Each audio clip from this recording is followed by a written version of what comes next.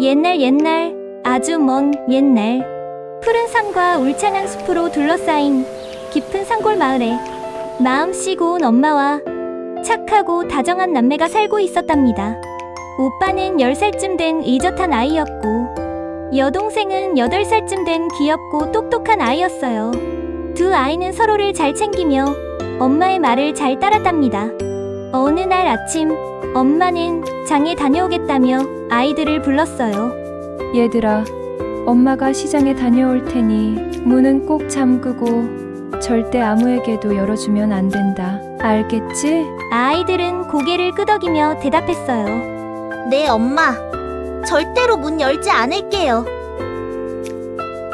엄마는 바구니를 들고 산길을 따라 올라가기 시작했어요. 찹쌀떡 한 바구니를 머리에 이고 산을 올라가던 도중에 엄마 앞에 무시무시한 호랑이가 나타났어요.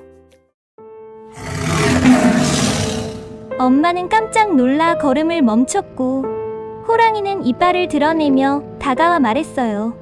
더 가나 주면 안 잡아먹지. 겁에 질린 엄마는 바구니에서 떡 하나를 꺼내 내밀었어요.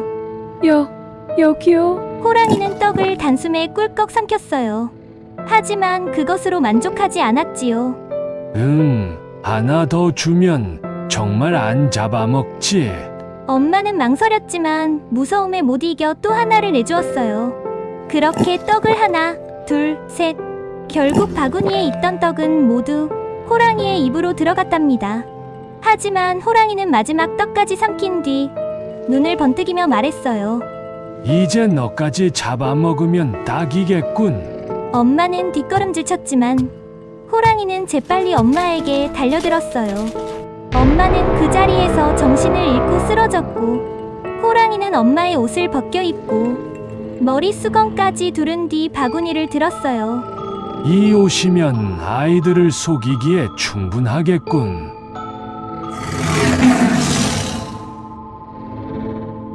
그 시각 남매는 집 안에서 조용히 엄마를 기다리고 있었어요. 오빠, 엄마 언제 오실까? 배고파? 조금만 참자. 금방 오실 거야. 그런데 그때 얘들아, 엄마다. 과일 사왔다. 문 열어라. 남매는 동시에 고개를 돌려 창을 바라봤어요. 하지만 뭔가 이상했어요. 엄마 목소리 같긴 한데 어딘가 좀 다르지 않아? 오빠는 문 앞으로 다가가 조심스레 물었어요. 엄마, 진짜 엄마 맞아요? 밖에서는 잠시 정적이 흐르더니 다시 꾸민 듯한 억지로 얇게 만든 목소리가 들려왔어요. 그래, 얘야. 엄마 맞단다. 어서 문 열어라. 그때 오빠는 조심스럽게 문틈 사이를 들여다보았어요. 그리고 깜짝 놀랐어요. 밖에는 엄마처럼 보이는 사람이 서 있었지만 그 손이 너무 크고 거칠었고 손톱이 길게 뻗어 있었어요. 엄마, 손 좀 보여주세요. 그 말에 문틈 사이로 손이 스르륵 들어왔어요.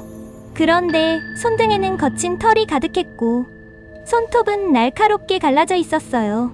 아이들은 숨을 죽이며 뒤로 물러섰어요. 그때 바람이 살짝 불었고 문 옆에 드리워진 치마 자락이 들리며 꼬리가 하나 삐죽 튀어나왔어요. 줄무늬가 선명한 커다란 호랑이 꼬리였어요. 오빠, 엄마 아니야. 꼬리 있어. 도망가자. 아이들은 빠르게 뒤쪽 문을 열고 밖으로 도망쳤어요. 숲을 향해 내달리며 뒤를 돌아보자 호랑이가 엄마 옷을 입은 채 뒤따라오고 있었어요. 어딜 도망가냐? 얘들아, 엄마다. 으하하하. 아이들은 울면서 산길을 달려 도망쳤고 가장 큰 나무 한 그루를 발견하곤 그 위로 올라갔어요. 휴, 여기까지 오진 못하겠지? 그런데 그때 아래에서 들려오는 쾅쾅 소리. 호랑이가 도끼를 들고 나무를 찢고 있었어요. 얘들아, 내려오지 않으면 이 나무를 베어버릴 거다. 오빠, 무서워. 괜찮아, 절대 떨어지지 않을 거야. 하지만 도끼질은 점점 나무를 흔들게 만들었고 아이들은 서로를 껴안은 채 하늘을 향해 간절히 기도했어요. 하느님 제발 저희를 도와주세요. 그 순간 하늘에서 부드럽게 바람이 불더니 반짝이는 금빛 동아줄 하나가 구름 사이로 스르륵 내려오기 시작했어요. 황금 동아줄이야. 어서 잡자. 아이들은 줄을 꼭 붙잡았고 줄은 천천히 하늘을 향해 끌어올리기 시작했어요. 호랑이는 눈을 부릅뜨고 으르렁거리며 그 모습을 보고 자신도 그 줄을 붙잡아 함께 올라가기 시작했어요. 너희만 올라갈 수 있을 것 같으냐? 줄은 위태롭게 흔들렸고 아이들은 점점 더 하늘 가까이 올라가고 있었어요. 하지만 그때 줄이 툭! 호랑이가 올라타 있던 줄이 끊어지고 말았어요.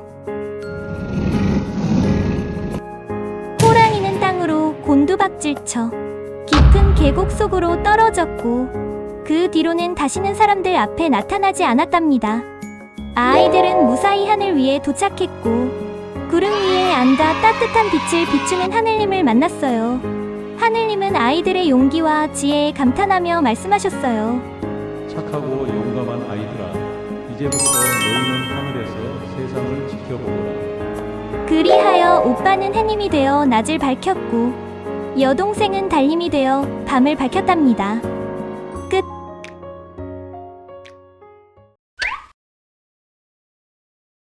흥부와 놀부.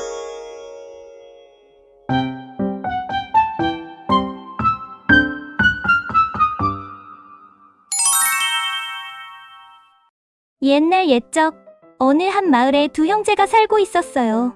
형 놀부는 욕심 많고 심술궂은 사람이었고 동생 흥부는 마음씨 착하고 정직한 사람이었어요.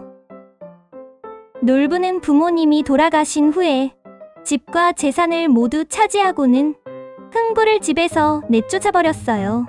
흥부야, 나는 장남이니 집은 내 거다. 너는 나가서 내 발로 벌어먹어라.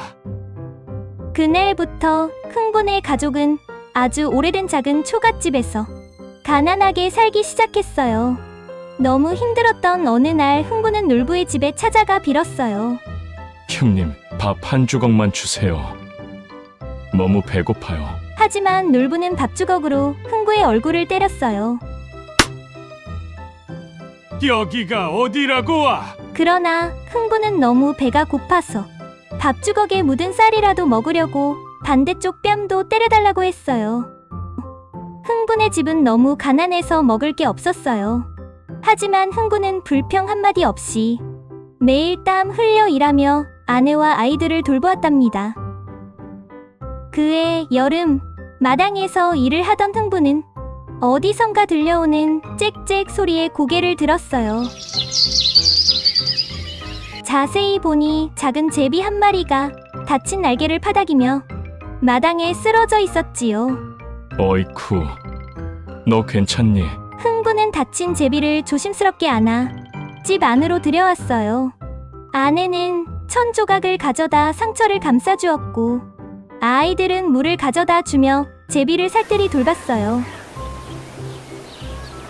며칠 뒤 제비는 날개가 아물자 짹 하고 인사라도 하듯 날아가 버렸어요. 잘 가. 다시 만나자. 그리고 계절이 지나 다음 해봄 그 제비가 다시 돌아왔어요. 제비는 부리를 이용해 작은 박씨 하나를 물고 와 흥부의 발 앞에 떨어뜨렸지요. 흥부는 기쁜 마음으로 박씨를 집 뒤편밭에 심었어요. 며칠 지나지 않아 싹이 트고 줄기가 자라 단단하고 큰 박새통이 열렸어요. 흥부는 아내와 함께 톱질을 해서 박을 조심스럽게 갈랐어요. 그런데 그 안에서 나온 건 금은보화였어요. 신이 난 흥부가 두 번째 박을 갈라보니 쌀자루와 옷까지 반짝이는 그릇이 나왔어요. 마지막으로 세 번째 박을 갈라보니 집 짓는 인부들과 목수들이 튀어나와 기와집을 뚝딱뚝딱 지어주었답니다. 이게 도대체 무슨 일이야? 가난하던 흥부 집은 하루아침에 부자가 되었지요. 이 소문은 금세 온 마을에 퍼졌고 놀부의 귀에도 들어갔어요. 흥부가 부자가 됐다고? 겨우 제비 한 마리 살려준 것 때문에? 놀부는 욕심이 불끈 솟았어요. 흥, 나도 제비를 하나 잡아다가 다리를 부러뜨리고 고쳐주면 되겠군. 놀부는 마당에서 일부러 제비 한 마리를 잡더니 손으로 제비 다리를 부러뜨렸어요. 이놈아, 너도 얼른 박씨나 물어와라. 놀부는 다친 제비 다리에 대충 헝겊을 감고 제비를 날려보냈어요. 봄이 되자 정말로 그 제비가 박씨 하나를 물고 왔어요. 오호라, 이번엔 내 차례다. 놀부는 박씨를 받아다가 밭에 심고 박이 자라자 슬근슬근 톱질을 했어요. 그런데 첫 번째 박을 깼더니 벌레 떼가 와르르르 쏟아져 나왔어요. 놀란 놀부가 이어서 두 번째 박을 자르니 뿔 달린 도깨비가 튀어나와 놀부를 마구 두들겨 패기 시작했지요. 마지막 희망을 가지고 연 세 번째 박에서는 콸콸콸 물벼락이 쏟아졌어요. 물이 쏟아지자 그만 기와집이 무너져 버렸어요. 으아, 살려줘. 결국 놀부는 재산도 집도 다 잃고 말았답니다. 그 후 놀부는 흥부를 찾아가 무릎 꿇고 사죄했어요. 흥부야, 내가 잘못했어. 그동안 못되게 굴어서 미안하다. 그러자 흥부는 놀부를 안아주며 말했어요. 형님도 배고프셨죠? 앞으로 저희 집에서 같이 살아요. 그날부터 두 형제는 서로를 이해하고 도우며 사이좋게 살아갔답니다.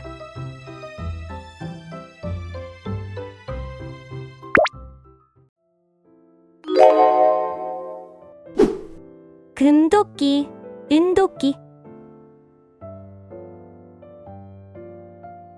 옛날 깊은 산골짜기 마을에 성실하고 정직한 나무꾼이 살고 있었어요.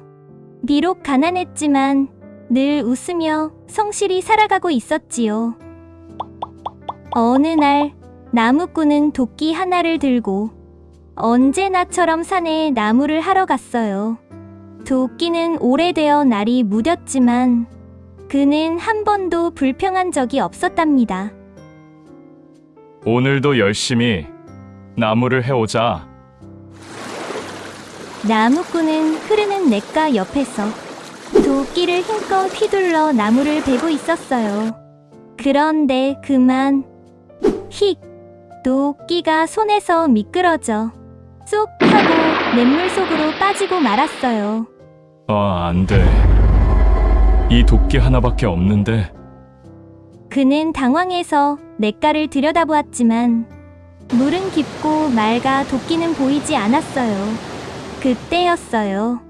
갑자기 물살이 흔들리더니 물속에서 뽀얀 안개가 피어오르며 커다란 산신령이 나타났어요. 어허, 누가 이렇게 애타게 찾고 있나 했더니 산신령은 손에 반짝이는 도끼를 들고 말했어요. 이 금도끼가 내 도끼냐? 나무꾼은 눈을 동그랗게 뜨고 말했어요. 아닙니다. 저는 금도끼를 가져본 적이 없습니다. 산신령은 다시 물에 손을 넣더니 이번엔 은색으로 반짝이는 도끼를 꺼냈어요. 그러면 이 은도끼가 내 도끼냐? 아닙니다. 저 도끼도 제 것이 아닙니다. 산신령은 고개를 끄덕이며 다시 손을 넣었고 이번엔 낡았지만 익숙한 나무꾼의 쇠도끼를 꺼냈어요. 이 도끼는 내 것이냐? 나무꾼은 눈이 반짝이며 외쳤어요. 맞아요. 저게 바로 제 도끼예요. 산신령은 환히 웃으며 말했어요. 정직한 내 마음이 참 아름답구나. 이 도끼 외에도 금도끼, 은도끼까지 모두 가져가거라. 그렇게 나무꾼은 세 개의 도끼를 품에 안고 기쁜 마음으로 집으로 돌아왔어요. 이웃 마을에 살던 욕심 많은 나무꾼은 그 이야기를 전해 듣고 눈을 번뜩였어요. 호, 정직하게 말하면 금도끼, 은도끼까지 준다고? 그는 낡은 도끼를 챙겨 다음 날 바로 산으로 올라갔어요. 그리고 일부러 도끼를 냇물에 퐁당 빠뜨렸지요. 아이고, 내 도끼가 물에 빠졌네. 큰일이야. 그때 뽀얀 안개 속에서 다시 산신령이 나타났어요.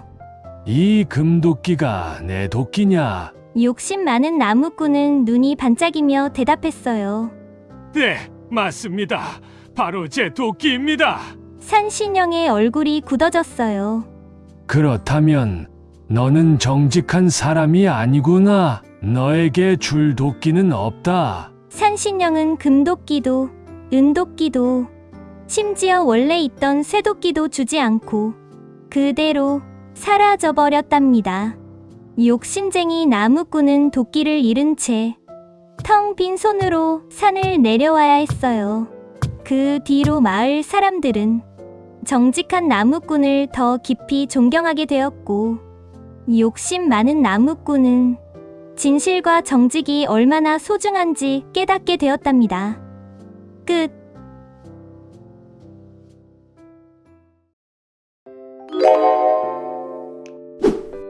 선녀와 나무꾼. 옛날 옛적, 아주 먼 옛날, 깊은 산골에 마음씨 착한 나무꾼이 살고 있었어요. 그는 홀어머니를 모시고 가난하게 살았지만 항상 웃음을 잃지 않고 성실하게 살아가고 있었지요. 어느 날 나무꾼은 나무를 하러 산에 갔다가 이상한 소리를 들었어요. 그 소리를 따라가 보니 맑고 깊은 연못가에서 무언가 반짝이는 게 보였어요. 조심스럽게 나뭇잎 뒤로 숨어 본 나무꾼의 눈앞에는 믿기 어려운 광경이 펼쳐졌지요. 하늘에서 내려온 7명의 선녀가 맑은 연못 속에서 즐겁게 목욕을 하고 있었어요. 저게 정말 선녀? 그들은 반짝이는 기봇을 연못가 바위에 걸어두고 물속에서 천진난만하게 웃으며 놀고 있었어요. 나무꾼은 그 모습을 멍하니 바라보다가 갑자기 이런 생각이 들었어요. 기솥을 하나 숨기면 저 선녀는 하늘로 못 돌아가겠지. 내가 저 선녀와 함께 살 수 있을지도 몰라. 나무꾼은 조심조심 바위 뒤로 다가가 그중 한 벌의 기봇을 몰래 품에 숨겼어요. 얼마 뒤 목욕을 마친 선녀들이 옷을 입고 하늘로 날아오를 준비를 하고 있었어요. 내 옷이 없어졌어요. 막내 선녀가 당황하며 울먹였어요. 다른 선녀들은 이미 하늘로 올라가 버렸고 막내 선녀만 연못가에 홀로 남게 되었어요. 그때 나무꾼이 나뭇잎 사이에서 살짝 모습을 드러냈어요. 당신의 옷은 당장 줄 수 없어요. 하지만 제가 책임지고 잘 모실게요. 막내 선녀는 어쩔 수 없이 나무꾼을 따라 산 꼴짝이 작은 집에서 살게 되었어요. 시간이 흐르고 두 사람은 부부가 되었고 사이좋게 아들과 딸을 낳았어요. 선녀는 비록 하늘로 돌아갈 수 없었지만 가족과 함께 사는 삶에 익숙해졌고 매일 아이들과 웃으며 평범한 행복을 누렸어요. 하지만 그 행복은 오래가지 않았어요. 어느 날 나무꾼은 외출하면서 아이들에게 말했어요. 얘들아, 오늘 하루만 잘 놀고 있어. 하지만 절대 연못가 다락방엔 가지 마라. 하지만 아이들은 장난꾸러기였어요. 엄마! 저기 위에 반짝이는 천조각 뭐야? 호기심 많은 아이들은 결국 다락방 문을 열고 말았고 그곳에는 반짝이는 기봇이 조심스럽게 덮여 있었어요. 엄마, 이거 예뻐서 가져왔어. 순간 선녀의 표정이 굳어졌어요. 이건 내 옷. 그녀는 두 손으로 옷을 꾹 쥐고 눈을 감았어요. 기억이 밀려오듯 선녀는 하늘나라의 집과 부모님, 자매들과의 추억을 떠올렸어요. 그날 밤 나무꾼이 돌아왔을 땐 조용한 집안 속 아이들의 울음소리만 들렸어요. 아빠, 엄마가 하늘로 날아가 버렸어. 그 뒤로 나무꾼은 선녀를 잊지 못하고 매일같이 연못가에 앉아 하늘만 바라보았어요. 하늘님 부디 우리 가족을 다시 만나게 해주세요. 그 간절한 마음이 전해졌는지 어느 날 하늘나라에서 심부름꾼이 내려와 말했어요. 하늘님께서 그대를 불러오라 하셨소. 단 약속 하나를 지켜야 하오. 무슨 약속입니까? 절대로 하늘나라에서는 날아다니는 하늘말을 다짐할 것이오. 약속을 어기면 다시는 돌아올 수 없소. 나무꾼은 고개를 끄덕이며 선녀가 있는 하늘나라로 향했어요. 그곳에서 가족과 다시 재회할 수 있었지요. 선녀는 깜짝 놀랐지만 기쁜 눈물을 흘리며 나무꾼을 안았고 아이들도 엄마 하며 달려왔어요. 모두가 다시 함께 살게 된 거예요. 얼마 뒤 나무꾼은 사람들 사이에서 이런 이야기를 들었어요. 하늘말을 타면 구름 위를 자유롭게 다닐 수 있대. 한 번쯤은 괜찮겠지. 그는 결국 호기심을 참지 못하고 몰래 하늘 마구간에 들어가 말을 타고 날아올랐어요. 하지만 그 순간 말이 갑자기 제멋대로 날아가더니 하늘길을 벗어나 아래로 떨어지기 시작했어요. 그렇게 나무꾼은 땅으로 떨어져 다시는 하늘나라로 올라갈 수 없게 되었어요. 그 뒤로 그는 평생을 하늘만 바라보며 가슴 속에 선녀와 아이들을 그리워하며 살았어요. 끝.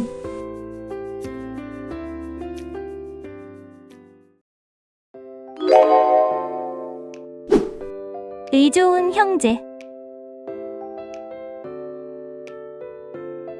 옛날 산 너머 어느 마을에 두 형제가 살고 있었어요.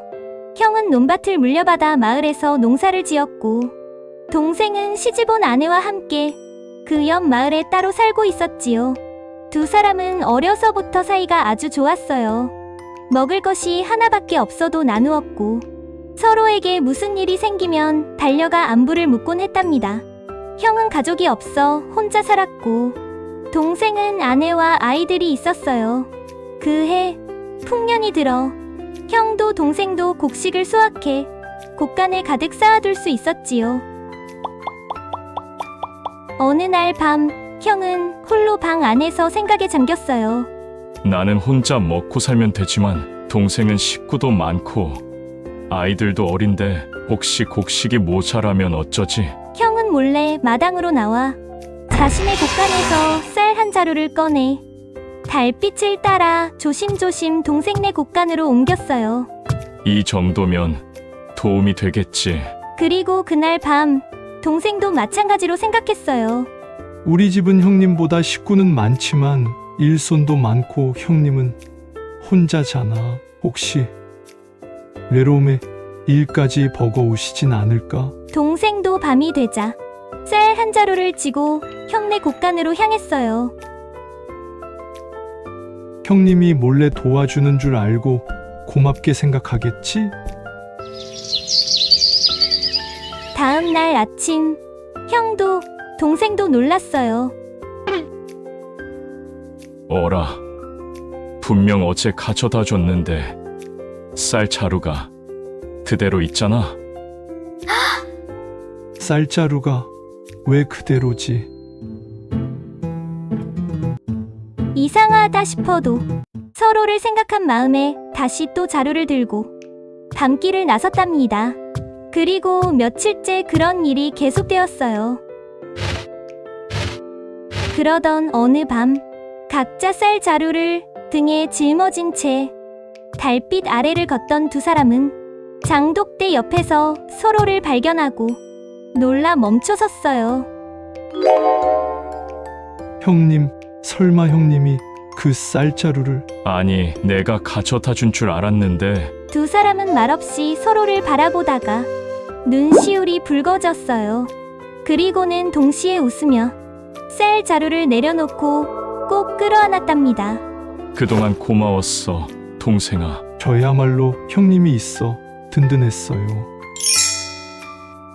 그날 밤 두 사람은 마당에 앉아 밤하늘을 바라보며 오랜만에 함께 밥을 나눠 먹었어요. 곡식이 많고 적음이 뭐가 중요해. 이렇게 형제가 서로 걱정해주는 게 더 귀하지. 그 뒤로도 형과 동생은 풍년이든 흉년이든 언제나 서로의 곡간을 살피며 마음을 나누며 살아갔어요. 그리고 마을 사람들은 그 둘을 두고 이렇게 불렀답니다. 의좋은 형제. 끝.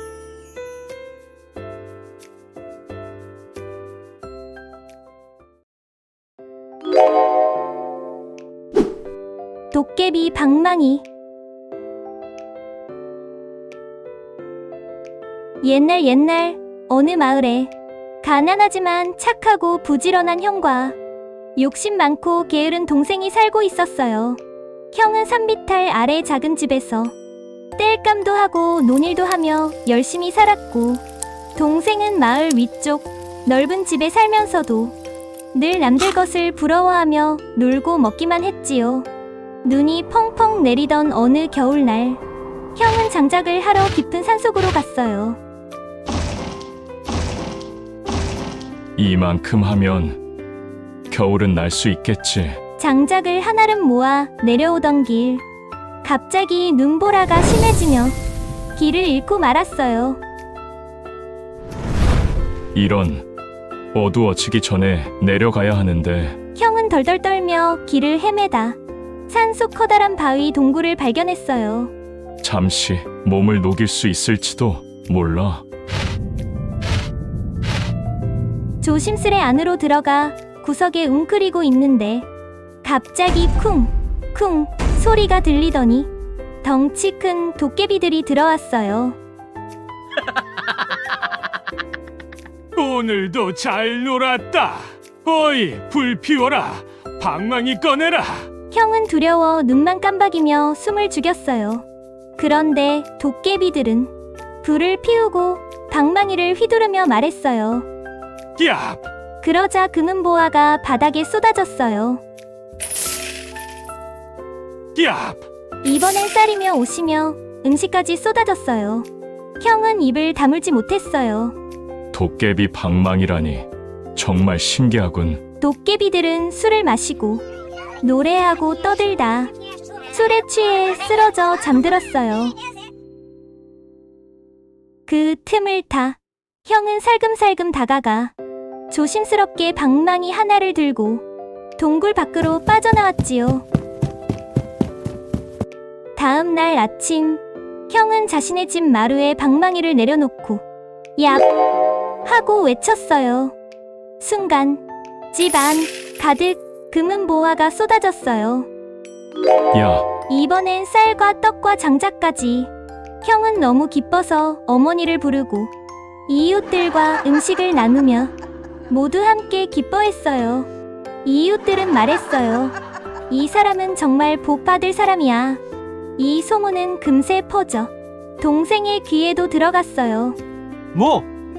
우리 형이 금덩이를 뿌린다고? 동생은 곧장 형의 집으로 달려가 눈을 동그랗게 뜨고 물었어요.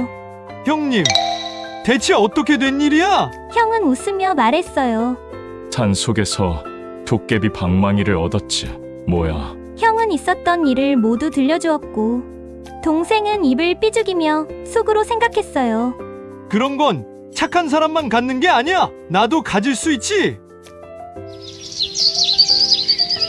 며칠 뒤, 동생은 자신도 방망이를 얻겠다며 산으로 향했어요. 그러더니 형이 말한 대로 동굴을 찾아 들어갔어요. 이제 도깨비가 오기만 하면 돼. 곧 도깨비들이 들어왔고, 동생은 동굴 구석에 숨어 있었어요. 도깨비들은 또 방망이를 휘두르며 보물과 음식을 쏟아냈고 한바탕 놀다가 쓰러져 잠들었어요. 그러자 동생은 눈을 반짝이며 방망이를 들고 도망치듯 동굴을 빠져나왔어요. 그리곤 집에 돌아오자마자 외쳤어요. 야, 하지만 이번엔 방망이에서 아무것도 나오지 않았어요. 뭐지? 야, 야!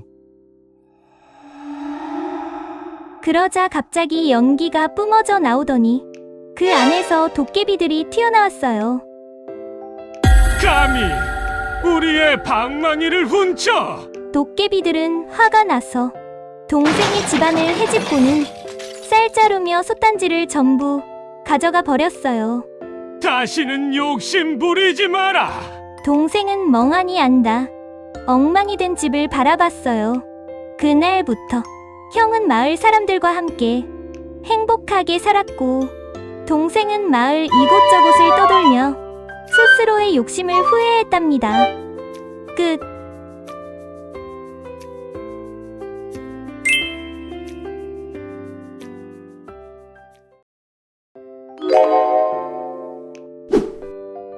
청개구리. 옛날 어느 마을 개울가에 청개구리 한 마리가 살고 있었어요. 이 청개구리는 말썽꾸러기로 유명했어요. 엄마가 동쪽으로 가 하면 꼭 서쪽으로 가고, 이리 와 하면 도망가고, 물에 들어가지 마 하면 꼭 첨벙첨벙 개울물에 들어가 버렸죠. 엄마 개구리는 늘 한숨을 쉬었어요. 어쩜 저렇게 말 안 듣는지 원. 마을 개구리들도 청개구리를 보면 손가락질하며 말했어요. 저 개구리는 꼭 반대로만 해요. 맞아. 일부러 그러는 거야. 하지만 청개구리는 아무렇지도 않았어요. 오히려 재미있다고 웃기만 했어요. 그러자 엄마는 점점 지쳐갔어요. 아무리 이야기해도 무엇을 시켜도 반대로만 하는 청개구리. 얘야, 이제 그만 장난 좀 그만 쳐라. 하지만 청개구리는 엄마가 아무리 혼내도 말을 듣지 않았어요. 거꾸로 하는 게 재밌는 걸 어떻게? 그러던 어느 날 엄마 개구리가 심하게 아프기 시작했어요. 열이 나고 기침이 멎지 않았어요. 청개구리는 그제서야 당황했어요. 엄마, 왜 이렇게 누워만 있어?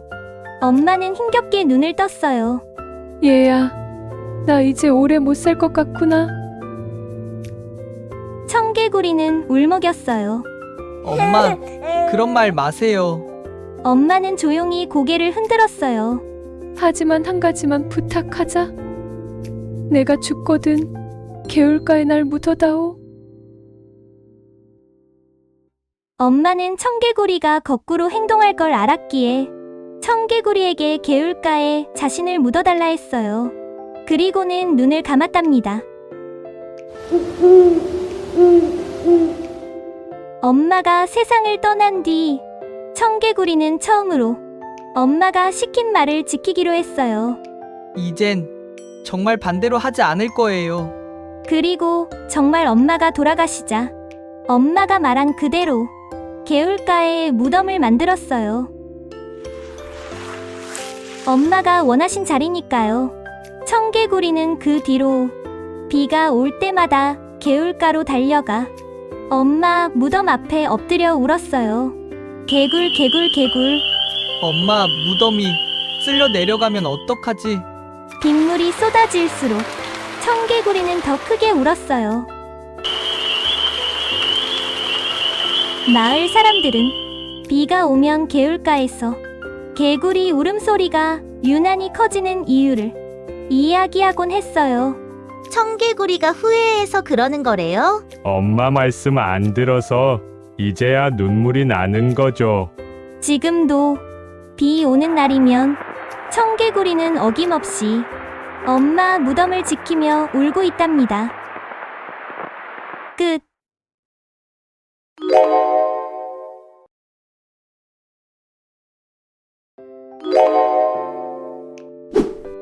토끼와 거북이. 푸르고 울창한 숲속 마을에는 빠르기로 소문난 토끼와 느리지만 끈기 있는 거북이가 살고 있었어요. 숲속 동물들은 토끼가 얼마나 빠른지 모두 알고 있었고, 토끼는 그런 관심을 즐기며 으스대곤 했지요. 난 바람보다 빨라. 토끼는 거북이의 느릿느릿한 걸음을 보고는 자주 놀리곤 했어요. 야, 거북이야. 넌 발이 느려서 꽃이 피고 질 동안 한 걸음도 못 걷겠다. 거북이는 웃으며 대답했어요. 나는 내 속도대로 가는 거야. 급할 것 없어. 그러던 어느 날 토끼는 더 이상 참을 수 없다는 듯 말했어요. 좋아, 우리 시합하자. 진짜 누가 빠른지 숲속 친구들 앞에서 겨뤄보자. 거북이는 잠시 생각하다가 고개를 끄덕였어요.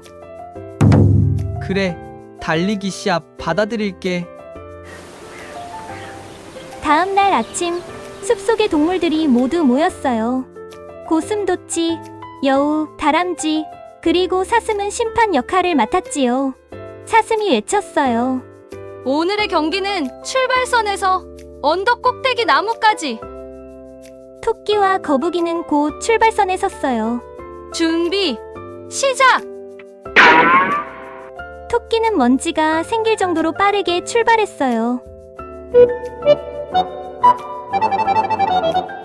거북이는 여전히 조심조심 바닥을 보며 천천히 발을 내디뎠어요. 토끼는 잠시 달리다 뒤를 돌아보더니 거북이가 너무 멀리 있는 걸 보고 깔깔 웃었어요.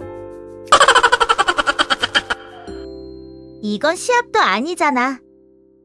나는 여기서 낮잠 좀 자도 되겠다. 토끼는 길가 바위 그늘 아래 풀을 베고 누워 잠이 들었어요. 햇살이 포근하게 내려앉고 산들바람이 솔솔 불었지요. 그 사이 거북이는 땀을 뻘뻘 흘리며 한 발 한 발 앞으로 나아갔어요. 거북이는 마음속으로 되뇌었어요. 포기하지 않으면 도착할 수 있어. 시간이 흐르자 동물들도 긴장한 얼굴로 언덕을 바라보며 중계를 했어요. 지금 거북이가 언덕 중턱에 도착했어요. 그때서야 토끼는 하품을 하며 눈을 떴어요.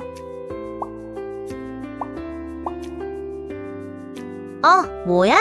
해가 중천이라고? 놀란 토끼는 바위에서 벌떡 일어나 전속력으로 언덕을 향해 달리기 시작했어요.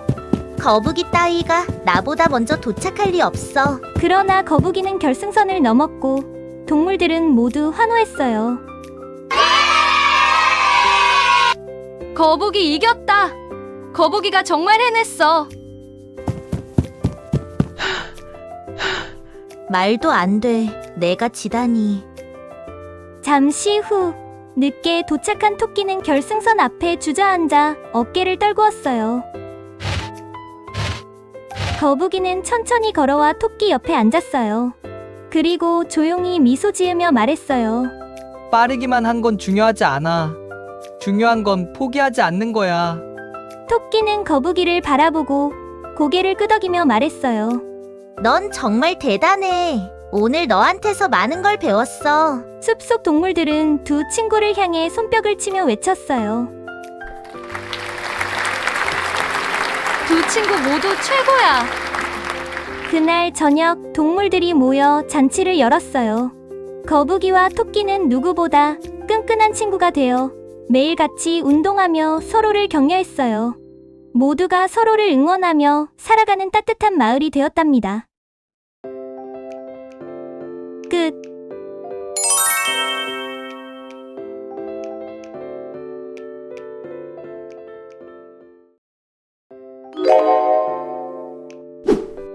해와 바람. 옛날 하늘 높이 해와 바람이 살고 있었어요. 해는 따뜻하고 부드러운 성격이었고 바람은 거세고 자존심 강한 성격이었어요. 그 둘은 늘 하늘 위에서 세상을 내려다보며 자신들의 힘을 자랑하곤 했지요. 바람이 소리쳤어요. 나는 저 푸른 숲의 나무들도 쓰러뜨릴 수 있어. 그러자 해는 부드럽게 웃으며 말했어요. 하지만 나는 사람들의 마음을 따뜻하게 녹일 수 있지. 그날도 둘은 하늘에서 아래를 내려다보며 이야기를 나누다가 결국 누가 더 힘이 센지를 놓고 다투게 되었어요. 그래, 그럼 내기를 하자. 바람이 먼저 제안했지요. 어떻게 하면 좋을까? 해님이 고개를 갸웃했어요. 그때 바람의 눈에 길을 걷는 여행자가 들어왔어요. 모자를 눌러쓰고 외투를 입은 여행자는 숲길을 따라 걷고 있었어요. 저기 저 길을 걷는 여행자가 보이지? 바람이 아래를 가리켰어요. 누가 저 여행자의 외투를 먼저 벗기느냐? 그걸로 결정하자. 바람이 말하자 햇님도 고개를 끄덕였어요. 좋아. 먼저 해봐. 바람은 자신 있게 앞으로 나아가 숨을 한껏 들이쉬고는 세찬 바람을 여행자에게 몰아쳤어요. 후! 나뭇잎이 날리고 먼지가 일며 세상이 흔들릴 만큼 바람이 불었어요. 그러자 여행자는 깜짝 놀라 외투를 움켜잡고 더 꽁꽁 여몄어요. 춥다. 바람이 왜 이렇게 세지? 바람은 더 세게 불었지만 여행자는 외투를 벗기는커녕 더 단단히 여미기만 했어요. 안 되겠어. 더 세게 불어야지. 바람은 나뭇가지를 꺾을 만큼 사납게 몰아쳤지만 결국 여행자는 바위 뒤로 몸을 숨기고 말았지요. 숨이 차오른 바람은 헉헉거리며 말했어요. 이런! 왜 외투를 안 벗는 거야? 이제 햇님의 차례였어요. 햇님은 조용히 아주 천천히 햇살을 내려 비추기 시작했어요. 처음엔 살짝 따뜻한 기운이 돌더니 곧 포근하고 부드러운 햇살이 숲속을 가득 채웠어요. 여행자는 따뜻한 햇살에 얼굴을 들어 하늘을 바라봤어요. 날씨가 참 좋아졌네. 햇살은 계속해서 살며시 내려와 여행자의 몸을 감쌌고 그는 이내 외투 단추를 하나씩 풀기 시작했어요. 이제 좀 더워지네. 조금 더 걸어가던 여행자는 외투를 벗어 팔에 걸치고 가벼운 발걸음으로 노래까지 부르기 시작했어요. 해님은 조용히 웃으며 바람을 바라봤어요. 보았지? 따뜻함은 마음을 열게 하지. 바람은 부끄러운 듯 고개를 푹 숙였어요. 그래. 너의 부드러운 힘이 더 강했구나. 그날 이후 바람은 무조건 세게만 불지 않게 되었답니다. 가끔은 살랑살랑 꽃을 흔드는 바람이 되기도 했고 여름날에는 더위를 식혀주는 바람이 되기도 했어요. 그리고 햇님은 언제나처럼 따뜻한 햇살로 세상을 비추었지요. 둘은 서로의 힘을 인정하며 하늘 위에서 더 다정한 친구가 되었답니다. 끝.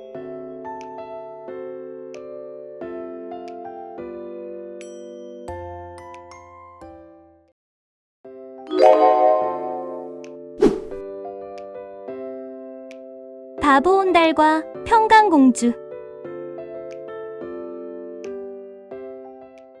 옛날 고구려 시대에 궁궐에는 아름답고 똑똑한 평강공주가 살고 있었어요. 공주는 눈물이 많아 아주 작은 일에도 잘 울었어요. 비가 와도 울고 꽃잎이 떨어져도 울고 바람이 불어도 울곤 했지요. 왕과 왕비는 걱정했어요. 공주가 이렇게 눈물만 많아선 어찌 나라에 큰일을 맡기겠느냐? 그래서 왕은 공주를 꾸짖으며 이렇게 말했어요. 또 울련 바보 온달에게 시집 보낼 줄 알아라. 그때부터였어요. 왕은 공주가 울기만 하면 바보 온달한테 시집 보낸다. 라고 소리쳤고 공주는 그 말을 마음 깊이 새기게 되었어요. 한편 궁궐 밖 마을 한쪽에는 온달이라는 청년이 살고 있었어요. 온달은 부모님을 일찍 여의고 늙은 어머니를 모시며 힘들게 살아가고 있었지요. 겉모습은 초라했고 사람들은 그를 놀리며 바보 온달이라 불렀지만 사실은 착하고 성실한 청년이었어요. 세월이 흘러 평강공주는 혼이 날 나이가 되었어요. 나라 안팎에서 혼담이 끊이질 않았지만 공주는 누구와도 혼이 나려 하지 않았어요. 왕이 화가 나서 말했어요.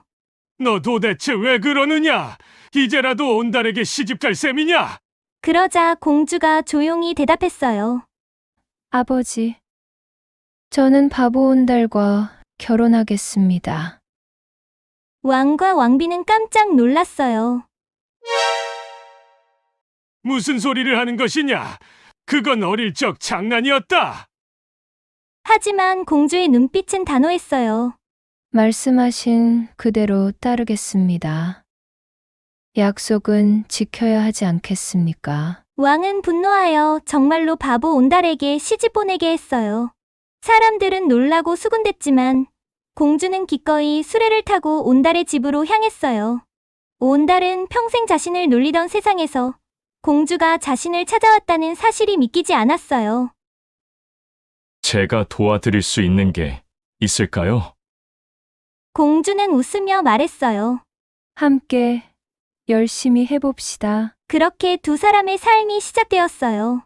공주는 온달과 함께 장작을 하고 밭을 갈고 말도 가르치며 살림을 알뜰히 꾸려나갔어요. 밤이면 온달에게 책을 읽어주고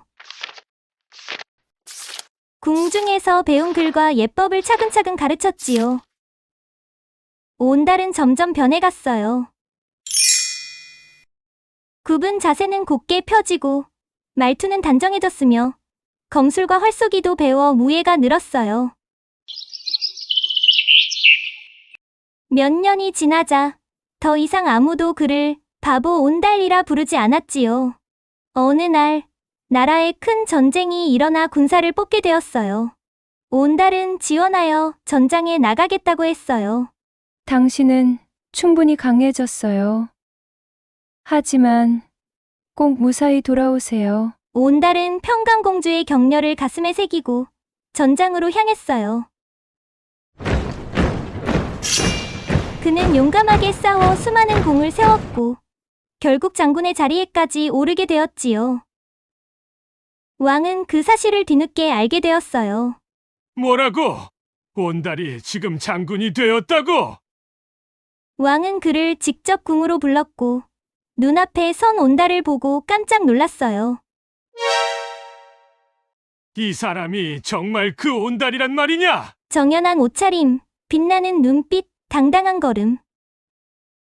왕은 이제야 평강공주의 결정을 이해하게 되었어요. 내가 참으로 멋진 사위를 얻었구나. 온달은 웃으며 말했어요. 폐하께서 공주님을 제게 보내주셨기에 저는 지금의 제가 될 수 있었습니다. 그 뒤로도 온달은 백성을 사랑하며 나라를 지키는 장군으로 살아갔고 평강공주는 그 곁에서 변함없이 든든한 힘이 되어주었답니다. 두 사람은 서로를 존중하며 나라를 위해 헌신했고 많은 이들의 존경을 받으며 행복한 삶을 살았답니다.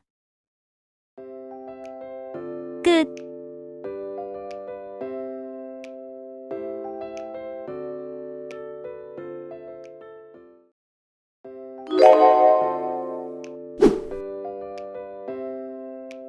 호랑이와 곶감. 옛날 깊은 산속에 무서운 호랑이가 살고 있었어요. 이 호랑이는 산짐승들조차 두려워하는 존재였지요. 어느 추운 겨울날 호랑이는 며칠째 먹을 것을 구하지 못해 기운이 빠지고 있었어요. 배고파. 호랑이는 배를 움켜쥐며 산을 내려가기 시작했어요. 이왕 이렇게 된 거 마을로 내려가서 뭐라도 먹어야겠군.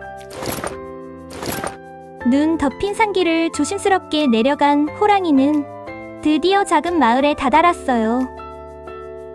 그 중에서도 유난히 따뜻한 온기가 퍼지는 한 집을 발견했어요. 저 집에 무슨 좋은 냄새가 나는데. 호랑이는 벽에 등을 바짝 붙이고 살금살금 다가가 문 틈으로 나는 소리를 엿들었어요. 그 안에는 아이와 엄마가 있었지요. 아이는 배가 고픈지 계속 울고 있었어요.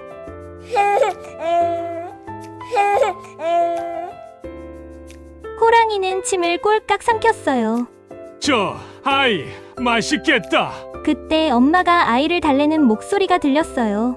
얘야, 자꾸 울면 호랑이가 잡아간다. 호랑이는 문 밖에서 듣고 슬쩍 으쓱했어요. 후, 역시 난 무섭지. 애도 날 무서워하네. 하지만 아기는 울음을 멈추지 않았어요. 정말 호랑이 온다니까. 호랑이는 속으로 좀 당황했어요. 보라, 내가 무섭다는데 왜 더 우는 거지? 그때 엄마가 말했어요. 자, 울지마, 곶감 줄게. 엄마가 작은 접시에서 쫄깃한 곶감 하나를 꺼내 아이에게 주었어요. 그러자 아이는 울음을 뚝 그치고 눈을 반짝였어요. 호랑이는 그 대화를 듣고 덜컥 겁이 났어요. 호랑이보다 무서운 곶감이 있다고? 그 순간부터 호랑이는 곶감이란 존재를 정체불명의 무시무시한 괴물로 착각하기 시작했어요. 곶감이 뭔데 그렇게 무섭지? 호랑이는 조용히 집 앞에서 물러나 눈 덮인 장작더미 뒤에 숨어 벌벌 떨기 시작했어요. 그런데 그때 마을 저편에서 한 남자가 나타났어요. 검은 두루마기를 입고 얼굴을 가린 남자. 그는 바로 소도둑이었어요. 오늘도 소 한 마리 훔쳐서 장에다 팔면 한 달은 편하게 살겠군. 소도둑은 발소리를 죽이며 장작더미 뒤로 몸을 숨기다가 무언가 큰 덩어리가 움직이는 걸 봤어요. 웬 놈의 소가 여기 있지? 소도둑은 어둠 속에서 호랑이를 소로 착각하고 조용히 밧줄을 꺼내더니 말없이 다가가 호랑이의 앞발에 밧줄을 슥슥 감기 시작했어요. 호랑이는 놀라서 벌떡 일어났어요. 누구냐? 곶감이야. 하지만 이미 발이 묶여버린 호랑이는 제대로 보지도 못한 채 끌려가기 시작했어요.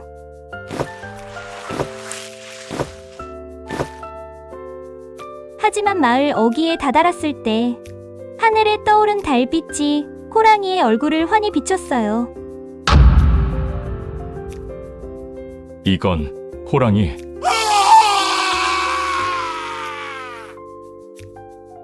소도둑은 그 자리에서 기절할 뻔하며 밧줄을 놓고 도망쳤어요. 호랑이도 도망쳤어요. 곶감이 나를 잡으러 온 거였어. 난 절대 다시는 마을에 안 올 거야. 그날 이후 호랑이는 다시는 마을 근처에 얼씬도 하지 않았고 마을 사람들은 아무것도 모른 채 평화롭게 살았답니다. 끝.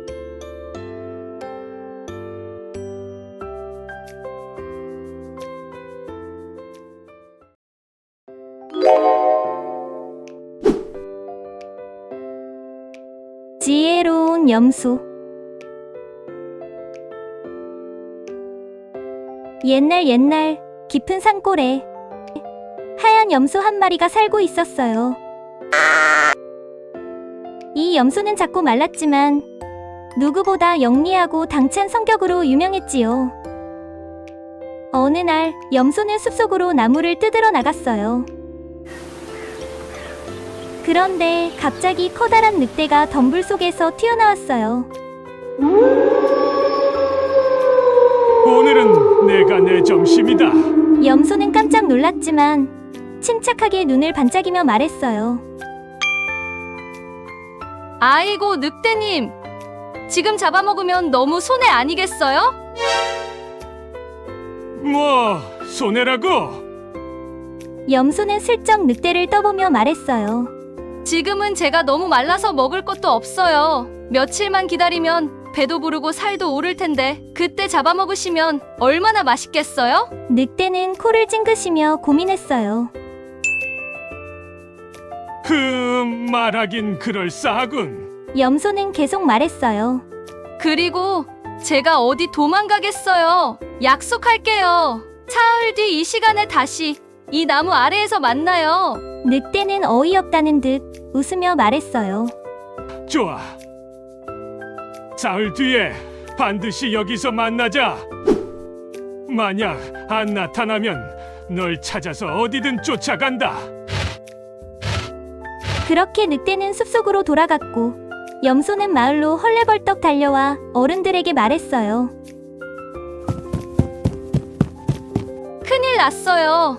늑대가 사흘 뒤 절 잡아먹으려고 해요. 마을 사람들은 처음엔 놀랐지만 염소의 침착한 설명을 듣고 힘을 모으기로 했어요. 모두가 함께 작전을 짰지요. 사흘 뒤, 약속한 그날, 늑대는 배를 두드리며 염소를 기다리고 있었어요. 오늘은 푸짐하게 한 끼 하겠군. 잠시 후, 숲 저편에서 염소가 당당하게 나타났어요. 늑대는 혀를 날름거리며 말했어요. 그래, 약속은 잘 지켰군. 이제 내 차례다. 그 순간 염소가 외쳤어요. 지금이다! 숲 양쪽에서 갑자기 마을 사람들이 덫과 도구를 들고 튀어나왔어요. 커다란 망이 늑대를 덮치고 솥뚜껑 같은 통나무가 굴러가 늑대의 다리를 걸었어요. 늑대는 깜짝 놀라 우왕좌왕했지요. 이건 반칙이야. 염소는 씩 웃으며 말했어요. 나 혼자선 작지만 마을 모두가 함께하면 아무도 못 건드려.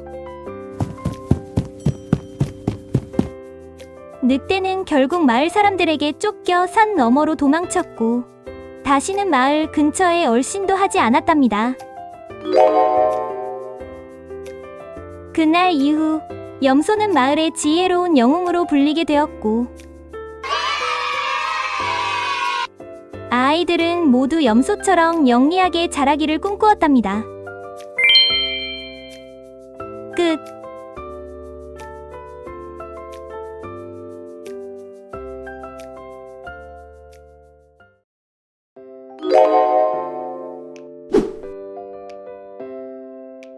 콩쥐 팥쥐.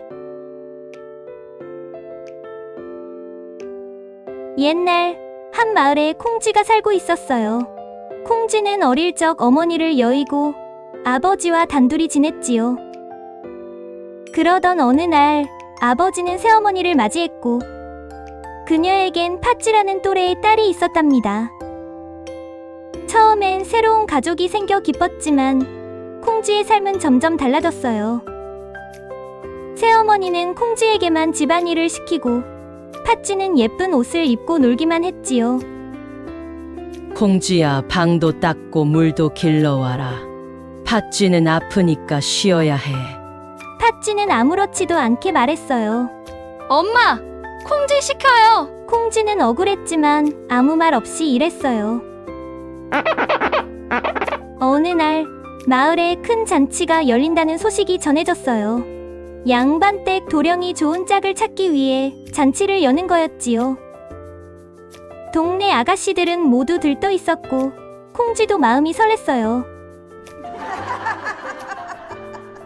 하지만 새어머니는 말했어요. 잔치에 가고 싶으면 이 일들을 모두 끝내야 해. 방아 찍기, 마당 풀 뽑기, 항아리에 물 채우기. 한 가지라도 못하면 못 가는 거야. 팥쥐는 고운 옷을 입고 거울을 보며 웃고 있었어요. 콩쥐는 눈물을 꾹 참고 일을 시작했지요. 그런데 항아리에 물을 채우려고 해도 자꾸 물이 새어나왔어요. 자세히 보니 바닥에 조그마한 구멍이 나 있었어요. 콩쥐는 지친 채로 웅크리고 앉아 울음을 터뜨렸어요. 그때 어디선가 흰 옷을 입은 할머니가 나타났어요. 얘야, 너무 슬퍼하지 말려. 내가 도와줄게. 할머니는 방울 하나를 주며 말했어요. 이 방울을 흔들면 내 마음을 알아주는 친구들이 올 거란다. 콩쥐가 방울을 조심스럽게 흔들자 신기한 일이 벌어졌어요. 들쥐들이 나타나 방아를 찍고 새들은 날개로 풀을 쪼아내며 마당을 깨끗이 만들었어요. 그리고 마지막으로 커다란 두꺼비가 폴짝 뛰어와 콩쥐의 곁에 앉았어요. 두꺼비는 말없이 항아리 구멍 위에 자기 몸을 꼭 붙이며 물이 새지 않도록 막아주었지요. 콩쥐는 고개를 끄덕이며 다시 물을 퍼왔고 이번엔 항아리에 물이 가득 찼답니다. 할머니는 아름다운 저고리와 반짝이는 꽃신을 내밀며 말했어요. 이 옷을 입고 잔치에 다녀오너라. 하지만 해지기 전에 꼭 돌아와야 한단다. 콩쥐는 예쁜 옷으로 갈아입고 조심조심 잔칫집으로 향했어요. 마당엔 사람들로 북적였고 고운 옷을 입은 콩쥐를 보고 모두가 감탄했지요. 어머, 저 아가씨 참 고우네. 양반댁 도령도 콩쥐에게서 눈을 떼지 못했어요. 그런데 잔치를 한참 즐기다 보니 해가 지기 시작했어요. 큰일 났다. 얼른 집에 가야 해. 콩쥐는 급히 달려 나왔고 그만 꽃신 한 짝을 흘리고 말았어요. 하지만 멈출 수 없어 그대로 집으로 달려갔지요. 다음 날 도령은 꽃신을 들고 마을에 나타났어요. 이 신발이 꼭 맞는 사람을 내 짝으로 삼겠습니다. 마을 사람들이 줄을 섰고 팥쥐도 신발을 억지로 신어보려 했지만 맞지 않았어요. 다시 한번 신어볼게요. 그 모습을 본 마을 사람들 사이에 웃음이 퍼졌어요. 아무래도 아닌 것 같소. 혹시 다른 이가 남았습니까? 도령이 조심스레 묻자 맨 뒷줄에 서 있던 콩쥐가 조용히 손을 들었어요. 혹시 제가 신어봐도 될까요? 새어머니는 놀란 얼굴로 콩쥐를 막으려 했지만 도령은 따뜻한 눈빛으로 고개를 끄덕였어요. 그럼요. 도령은 조심스럽게 다가가 무릎을 꿇었어요. 콩쥐가 도령이 들고 온 꽃신을 신자 마치 처음부터 맞춰 만든 듯 꼭 들어맞았지요. 도령의 얼굴에는 환한 미소가 번졌어요. 어제 잔치에서 저를 가장 기쁘게 해준 그분이군요. 콩쥐는 부끄러운 듯 고개를 숙였지만 마을 사람들은 박수를 치며 기뻐했어요. 우리가 어제 본 그 고운 아가씨가 콩쥐였다니. 팥쥐와 새어머니는 깜짝 놀라 말도 못했고 도령은 정중히 콩쥐의 손을 잡으며 말했어요. 당신이 제 짝이 되어 주시겠습니까? 콩쥐는 수줍게 고개를 끄덕였어요. 그날 이후 콩쥐는 도령과 함께 살게 되었고 친절하고 따뜻한 마음으로 사람들을 대했어요. 그러던 어느 날 새어머니와 팥쥐가 연못가로 콩쥐를 불렀어요. 팥쥐는 연못으로 콩쥐를 밀어버렸고 콩쥐는 그만 연못에 빠지고 말았지요. 도령은 사라진 콩쥐를 찾으러 다녔지만 그녀를 찾을 수 없었어요. 며칠이 지나고 연못에 아름다운 연꽃이 피어났어요. 도령은 그 꽃이 신기해 정성껏 가꾸게 했고 날마다 그 앞에 향을 피우고 빌었어요. 어느 날 연꽃이 활짝 피더니 그 안에서 콩쥐가 조용히 모습을 드러냈어요. 사람들은 깜짝 놀랐고 도령은 눈시울을 붉혔어요. 콩쥐는 따뜻한 미소로 말했어요. 진실은 언젠가 드러나기 마련이에요. 이 일로 팥쥐와 새어머니는 마을 사람들에게 꾸지람을 들었고 조용히 마을을 떠났어요. 콩쥐는 사람들 곁에서 오래도록 사랑받으며 행복하게 살았답니다.